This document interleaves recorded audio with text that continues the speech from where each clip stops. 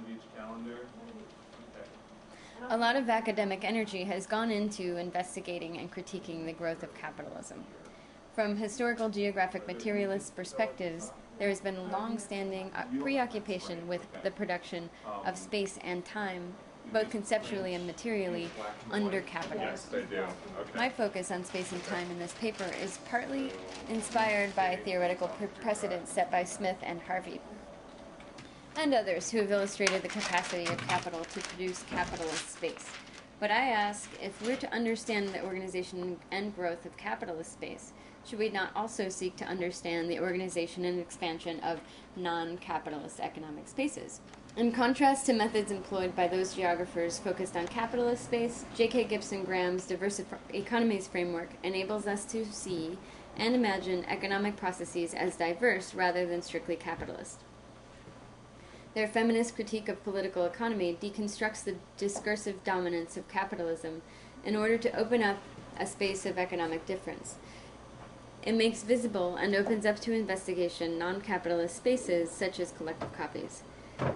Their politics of possibility, together with Lefebvre's question, what is possible, encourages me to reconsider and revalue the co-constitutive production of cooperative subjects and spaces. So in this paper, I investigate the production of workspace and time at collective copies in order to gain insight into the organization and growth of cooperative space. I argue that in this instance, cooperative growth emerges from the transformative experience of worker owners having a say in their daily work lives, having equal authority to govern workspace and time, and to appropriate and distribute surplus. In a capitalist business, workers' movements in the physical space are controlled by the employer's rental of their labor hours based on the employment contract. But the employment contract that legitimates workers' subjection to authority over their time and thus their movements in space is notably absent from a worker cooperative, and from this absence, a world of possibilities is born. Freed from the employment contract, workers at collective copies have a say in all aspects of their daily working lives.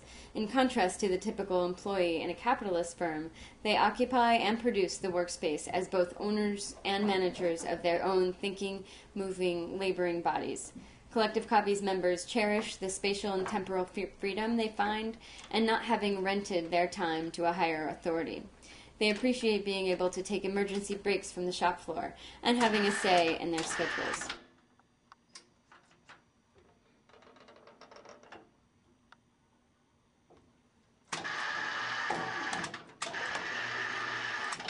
So things go through that way too, but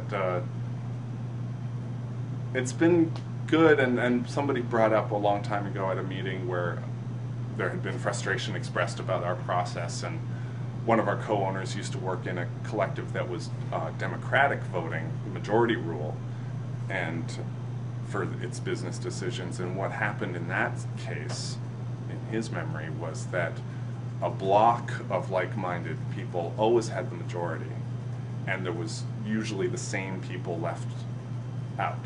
So it created this disenfranchised feeling for that minority.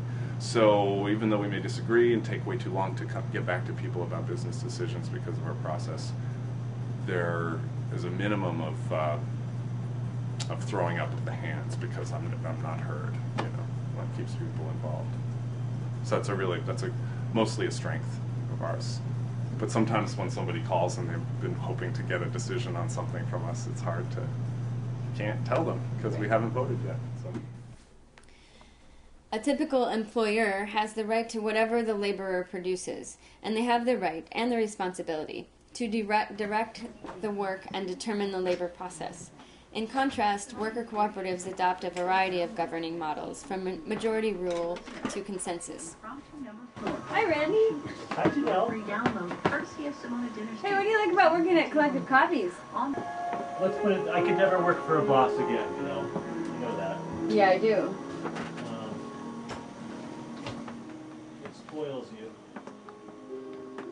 Collective copies makes decisions by consensus. Members don't have to leave their governing faculties outside the door of their workplace. They bring their ideas, opinions, and feelings about the business and the work process to the space of decision making. Today, with an increasingly strong cooperative movement in the region, they can participate in growing cooperative space, not just by expanding their business, but also by collaborating with other worker cooperatives and contributing surplus towards the goal of cooperative development. Collective Copies is one of the founding members of the Valley Alliance of Worker Cooperatives, which is also known as VOC. VOC began informally in 2005, but today is made up of 8 formal member cooperatives. They pay dues and contribute surplus towards their mission of mutual support, education, and development of worker cooperatives. There's a couple of our co-owners who are very active in the national movement and regional newsletters. There's a Pioneer Valley group called VOC that we belong to, the Valley Alliance of Worker Cooperatives. And I think just the word is out that we're a success model. Not all members of Collective Copies are worker co-op activists, but they support their co-workers who are. What surfaces in this investigation of subject space at Collective Copies are the co-emergent and co-constitutive properties of the cooperative subject, firm, and movement. I've called these properties spaces of possibility, because they're not things or immobile structures or logics. Rather, they're spaces, open processes with multiple heterogeneous trajectories of governance, surplus, and growth. They constitute dynamic challenges and opportunities for sustaining and cultivating cooperative cultures and businesses. Stepping into these spaces has sparked and necessitated personal transformation that cultivates in some members the desire for cooperative growth that has expressed itself in the expansion of their business as well as participation in regional, national, and international federations. Thankfully, we can pay ourselves enough to live on as well, because it's a good market for making copies and doing design work. Yeah. I'll do a cut to emphasize my point.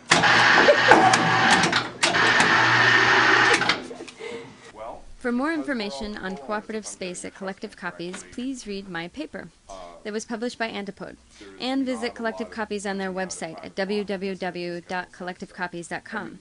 For more information on the movement of worker cooperatives in our region, please visit www.valleyworker.org, and keep your eyes peeled for an up-and-coming book published by Levelers Press and sponsored by the Valley Alliance of Worker Cooperatives and the Community Economies Collective. Also of interest will be the U.S. Federation of Worker Cooperatives and the International Cooperative Alliance, whose website is on the screen. Our time is elastic, usually stretching farther than we want it to, or compressing faster than we want it to. One of the we can't predict when we'll leave on any